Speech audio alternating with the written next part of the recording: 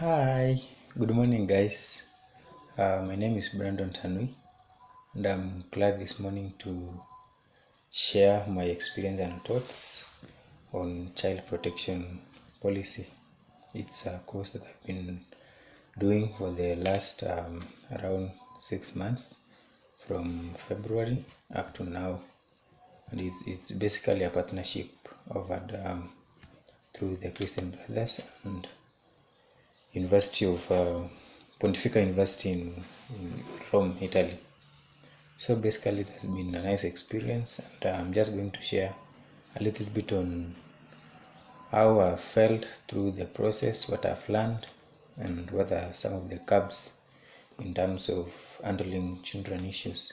So most of all is in our society, especially in the informal settlements, I found that there's an information curb in terms of how to handle and report child abuse cases, and I think it's very profound to say that more needs to be done in relation to creating public awareness in terms of reaching out to the community and letting people know that it's not right to abuse children.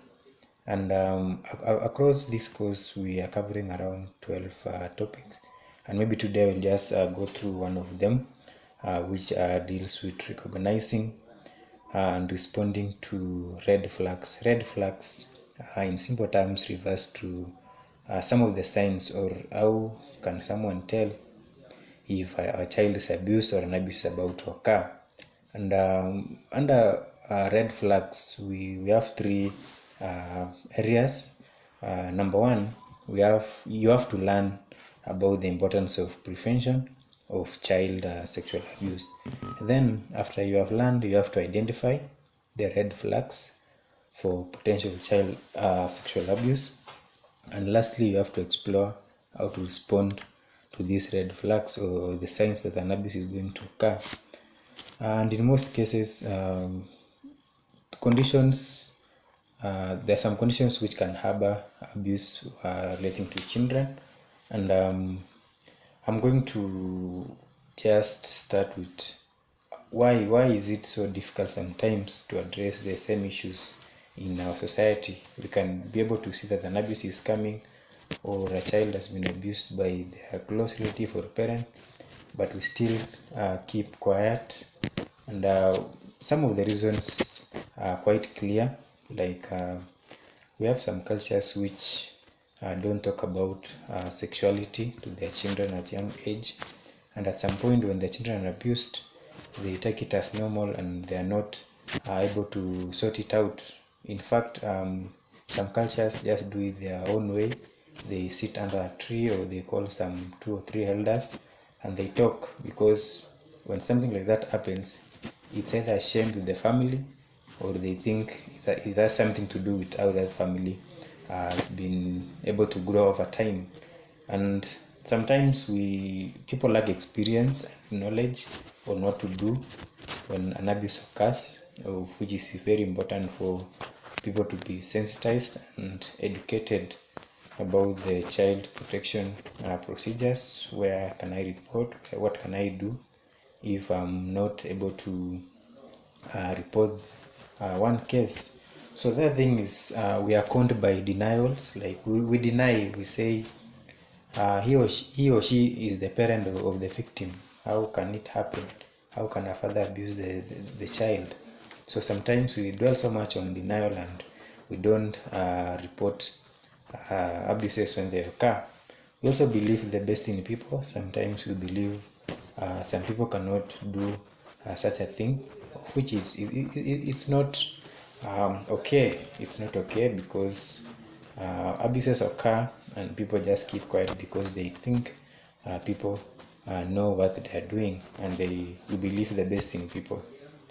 And again, we are reluctant to report some cases because either the evidence has been tampered with and you don't have anything to prove that an abuse has occurred. So it's very, very important for people to understand that in case there's an abuse for a minor, you have to report, very, very immediately. And in cases whereby especially in the informal settlements, the best thing you can do first is to rescue that child from the environment of abuse, and then from there you can quickly check in with the hospital, and again you have to get the P3 form from the police. But in most cases, let the interest of the child come first. Seek medical attention for him or her, then you get the P3 form. From there you can now do the diagnosis in the hospital, the tests and everything, so that you can secure evidence. Then from there now you can start the procedures of maybe doing a report or referring that child or to the nearest children office or any social worker who works within your community. Don't just keep quiet. We need to help our children, we need to protect them, and it's the responsibility of every individual to do that. It's not about who is supposed to do that. If in your vicinity you happen to see an abuse, kindly do report. It's very, very important. And again, another thing is people always tend to believe it's normal, but it's not normal. And sometimes we tell the children it's not their fault, but it's not normal. We need to protect them, because the trauma that comes with abuse stays with them for a long, long time, and they even develop resistance to trusting some people in their lives, and they will just remain hurt forever, and it's not the kind of life they choose to live. So let's speak out, let's reach out to one another in case you spot an abuse out there relating to children. So basically, this course has been an eye-opener for me. I've learned a lot of things, and in due time I'll be able to be sharing with you guys. But before I finish this live broadcast, I want just to highlight some of the red flags, of which I said I refer to them as the signs that shows or indicates an abuse is about to occur. So we can categorize them into three. We have soft signs, we have warning signs, and we have emergency danger signs. So one by one, soft signs can include lack of peer relationships, uncomfortable with peers. When you are uncomfortable with peers, when you have interest in children or adolescent activities, when you are not able to observe problematic behaviors or complaints. So basically what it means is that when you find someone who is comfortable with children, it can either be two things, like I'm comfortable with children because I can work well with them and I mean well for them. But another person can be comfortable with children because at the back of his or her mind he has other intentions. So we need to check out on that. If you find someone who is comfortable with the young ones, be able to check out if it's for their good or it means harm to the children. The other signs, the warning signs actually is when someone hangs around minors a lot, like somebody is able to hang around children for long. And again, I've said it can either be two-way. Either it means good for the child, or it means harm for the child at the same time. You have unusual gifts to children. Yeah, children love gifts, by the way, and the moment you promise them something, they will not forget that. So you have to be on the lookout what kind of gifts are given to children and under what capacity. Some people can gift children because they have the art of giving, but others can be so deceptive and they can abuse the child in the long run. When someone keeps secret with the minors, you find that some secrets are good maybe for their safety, but then again there are some secrets which might hurt the child in the long run. So I believe it's going to help us in trying to see what can you identify and what can you do in case you see someone who likes to gift children. And then the other thing is befriends minors on social media. Some people befriend children on the social media platforms. Others do it for the fun. Others do it because they want something. And at the end of the day, we have to ask ourselves, what are we doing? are we doing something that is correct or not? And we have to be very careful on how we deal with children sometimes.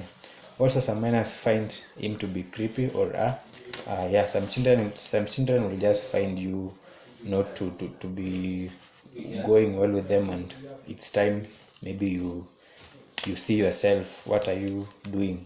Because children again are able to learn very quickly, and they just know if it's right, it's right, if it's not right, it's not right. So lastly, we have the emergency danger signs, which are very, very critical in ensuring that our children are safe. So if you notice someone doing either of these things around children, just know that there's a danger in terms of abuse. So if someone takes children on private vacations or into private quarters, it can mean two things. Either some people take children when their parents are not aware, and others can be family members. But in most cases, children are safe when they're with their parents or with someone whom they trust. And again, if someone has hundreds of photos of children, yeah, sometimes you wonder how people can have so many photos of children all together for their own reasons, and sometimes it can mean more than just having the photos in, in, in the same. And again, we have someone who wrestles with children. Wrestles with children can mean you play around with children. Again, it depends. We have two categories there. People play around with children because they want to play, and others play because they just want to gain something out of that, and in the end we can report cases of abuse which take place maybe in the playground or something out there. Lastly, there are some people who give alcohol to children or other drugs because they want to make them, or they want to alter their normal functioning of their brain. So you need to be on the lookout, and especially parents, when you go out with your children, maybe on vacations or a weekend out or a day out, just be on the vigilance and make sure you are close to them every time you are there. Okay, hope you are going to learn how to respond when you spot any of those signs, the soft signs, the warning signs, and of most important are the emergency danger signs. So guys, be on the watch out, and I always say when it comes to child protection things or policies or issues, just be on the lookout, report. If you spot anything, you speak out.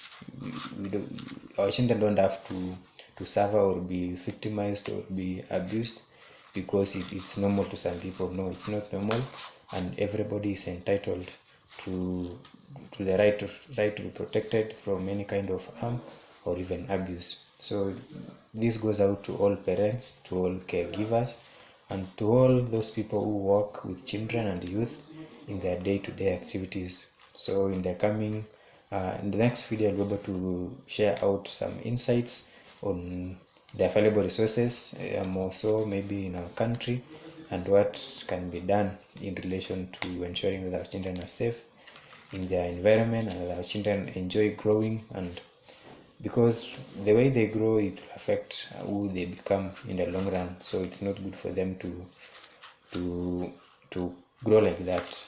Nobody deserves to be abused, even older people. Everybody has a right to be protected from any kind of harm and abuse. So take up your responsibility, watch out. When you spot it, you speak out, and together we are going to help our children be in a safe and conducive environment where they can grow and enjoy life just as anyone else. Thank you.